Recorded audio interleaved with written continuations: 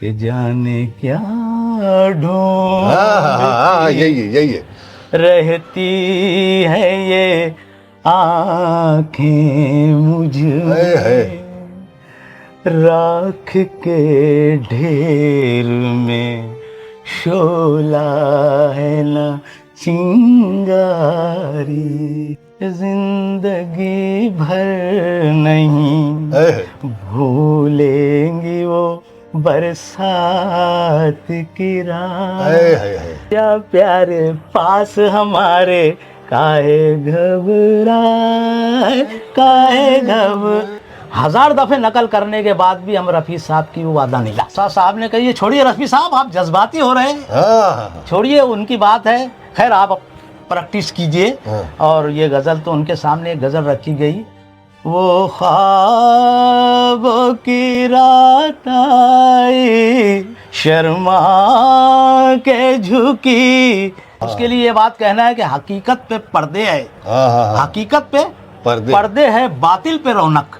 वाह भाई वाह, हकीकत पे पर्दे है, बातिल पे रौनक। जमाना है कितना दुरंगी जमाना। बताता हूँ कि मैंने एक गीत उनके सामने रखा कि कल मेरी तरह मुझको सलाम। अदा उनकी ऐसी थी कि जो वर्ड रहता था, जो लफ्ज रहता था, उसको उस अदा से पसंद। जब तक लोग उनके गीत सुनेंगे, उनके चाहने वाले जब तक उनके गीत सुनेंगे, उनकी बातें सुनेंगे, अपने मरते दम तक उनकी बातें नहीं भूलेंगे। बिल्कुल बिल्कुल बिल्कुल। भगवान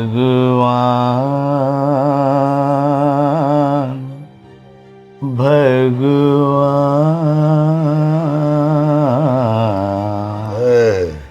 भगवान ओ दुनिया के रखवाले, सुन दर्द भरे मेरे नाले, कि सुनहरी गोठे में रुपहरी गोठे में कि सज रही है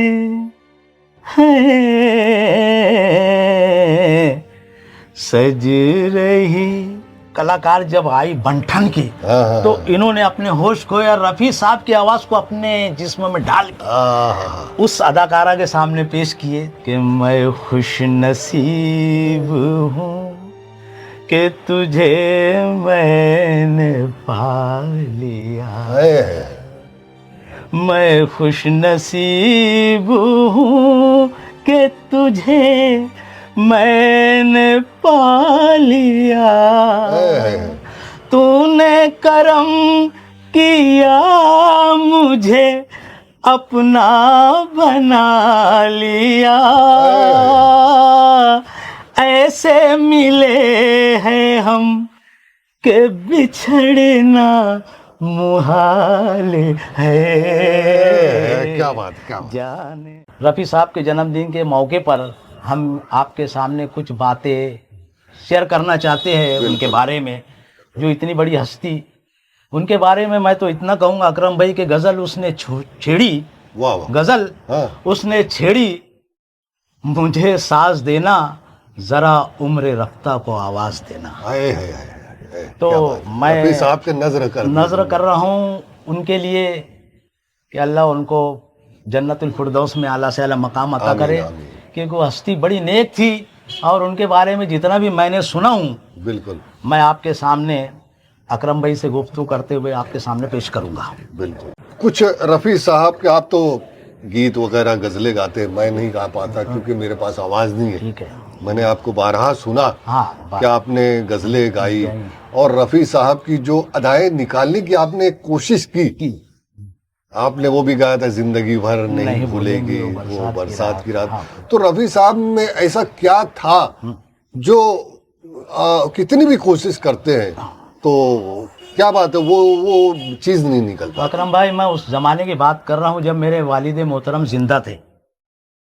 और अपना क्या नाम था? अब्दुल मुत्तलिब तालिब जौलवी, जो शायर भी थे अपने वक्त के, अच्छा नाम था उनका यौला में। और बज़्म नूर मिलाद पार्टी जो बड़ी जमात है, वो यौला में हमारी बहुत मशहूर पार्टी है।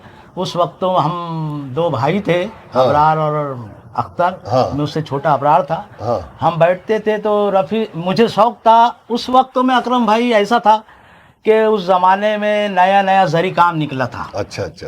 तो हमें मौका मिलता था, पहले देखो ये कुछ टेप वगैरह नए नहीं आए थे। ये मैं आपको तकरीबन 45 साल पहले की बात बता रहा हूँ। तो उस वक्त तो रेडियो का दौर था और हम बड़े गौर से देखते थे कि भाई दोपहर में उर्दू सर्विस लगेंगी, उसमें रफ़ी साहब के गाने बजेंगे। तो वो गाना पहले ऐसा नहीं था कि मोबाइल में बात किए जिंदगी भर नहीं भूलेंगी वो बरसात की रात और आ गया। पहले इंतज़ार करना पड़ता था। और जैसी गुलकार का नाम आता कि मोहम्मद रफ़ी को आप सुनेंगे फिल्म बरसात की रात के लिए, तो हम बेताब हो जाते थे कि शायद हमारी ज़िंदगी में वो गाना अब हम फिर से जो उसमें कमी हम पेश करेंगे। तो अकरम भाई इसलिए वो गाना गाते थे हम कि हमारे वालिद साहब थे, यानी आपके अंदर जो कमी है वो पेश करें। हाँ, तो रफ़ी साहब में तो कुछ कमी नहीं थी। तो हम बैठते थे तो मैं ज़री काम करते हुए मौका मिलता था, उसमें कोई आवाज़ नहीं थी, खामोशी में काम भी होता था और गीत गाने का मौका भी मिलता था। कैसे गुनगुनाते जरा से? वो हम बताता हूँ मैं आपको, बड़ी अच्छी बात है। तो बैठे बैठे वो काम भी चलता था और हमारे छोटे भाई जो सामने बैठे रहते थे वो देखते थे कि ये भाई हमारे कुछ गुलकार है। तो वो गाना इस तरह गाते थे, जिंदगी भर नहीं भूलेंगी वो बरसात की रात, एक अनजान हसीना से मुलाकात की रात। अल्लाह पाक ने सलाहियत दिया था। और अकरम भाई बात ये थी कि ऐसा लगता था कि रफ़ी साहब के रंग में ढल जाना, लेकिन वो ऐसा कहाँ पहाड़ और कहाँ ऊँट, ये बात थी। तो वो बड़े कोना मश्क गायक थे, गुलकार थे। तो हम उनकी नकल करते थे, लेकिन 1000 दफ़े नकल करने के बाद भी हम रफ़ी साहब की वो वादा नहीं ला सकते। और लेकिन कोशिश जारी रही थी। क्या बात थी इसे रफ़ी साहब में कुछ अल्लाह की देन थी। और वो ऐसी हस्ती थी कि शायद उनकी कोई खूबी आज कितना ही नया कलाकार हो, जूना कलाकार हो, कैसा ही कलाकार हो, उनकी खूबी नहीं ला सकता। बिल्कुल बिल्कुल। अच्छा, नेक दिल भी बहुत थे। बहुत नेक दिल थे, बहुत सच्चे आदमी थे। मुझे अभी याद आती है कि जब उनकी आखिरी गज़ल नौशाद साहब जब उनसे आखिरी गज़ल गवाना चाहते थे, उस गज़ल के बोलते कि जिस रात के ख्वाब आए वो ख्वाब की रात आई। तो मैं मोबाइल में जब देखा कि ऐसी क्या बात थी, तो उन्होंने कहा नौशाद साहब से कि नौशाद साहब, आज जो गीत मुझे गीतकार देते और संगीतकार जो हमें धुन देते, रफ़ी साहब ने कहा कि नौशाद साहब सिर्फ वो गले तक ही रहते हैं, दिल में नहीं उतरते। वो गले तक ही रहते हैं, दिल में नहीं उतरते। समझ में नहीं आ रहा आज संगीतकारों को और गीतकारों को क्या हो गया है। मुझे तो कुछ अच्छा नहीं लगता है। रफ़ी साहब ने मतलब कहा, रफ़ी साहब ने नौशाद से कहा। नौशाद साहब ने कही, छोड़िए रफ़ी साहब, आप जज्बाती हो रहे हैं, छोड़िए, उनकी बात है। खैर, आप प्रैक्टिस कीजिए। और ये गज़ल तो उनके सामने एक गज़ल रखी गई, उसके बोल कुछ अगर आप इजाज़त दे तो बिल्कुल बिल्कुल, जरा सुर पे थोड़ा सा हाथ रख के कुछ उन्होंने वो ऐसा कहे थे कि मैं अभी साधारण में सुनाता हूँ कि जिस रात के ख्वाब आए वो ख्वाबों की रात आई, शर्मा के झुकी नजरें, होठों पे वो बात आई, जिस रात के ख्वाब। वही सदा की गजल थी। तो रफ़ी साहब रो दिए कि नौशाद साहब, आपने जो ये गजल आपने मेरे सामने जो आपने जो इसको धुन दिया है, जो संगीत दिया है, तो यक बयक उनकी आंखों से आंसू जारी हो गए। रफ़ी साहब रोने लगे। नौशाद साहब ने कहा कि रफ़ी साहब छोड़िए, आप प्रैक्टिस कीजिए। और फिर गज़ल की रिकॉर्डिंग हुई और वो गज़ल जब बनी तो वो गजल थी हब्बा खातून फिल्म, हाँ। जो बन नहीं सकी। अच्छा अच्छा। और वो फिल्म जो है वही खत्म हो गई, वो रिलीज नहीं हो पाई, या फिर पूरी फिल्म मुकम्मल नहीं हो सकी। अच्छा अच्छा। तो रफ़ी साहब ने वो आखिरी गजल उस फिल्म में ये गाए थे।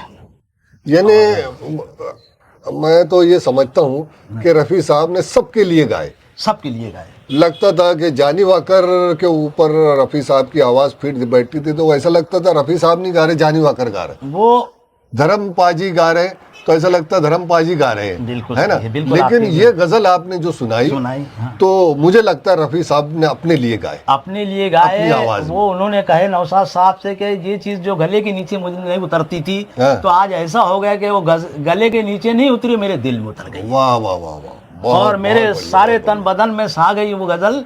और नौशाद साहब के लिए वो गले मिल कर नौशाद साहब ने बोले रफ़ी साहब क्यों जज्बाती हो रहे हो, कहाँ जा रहे हो?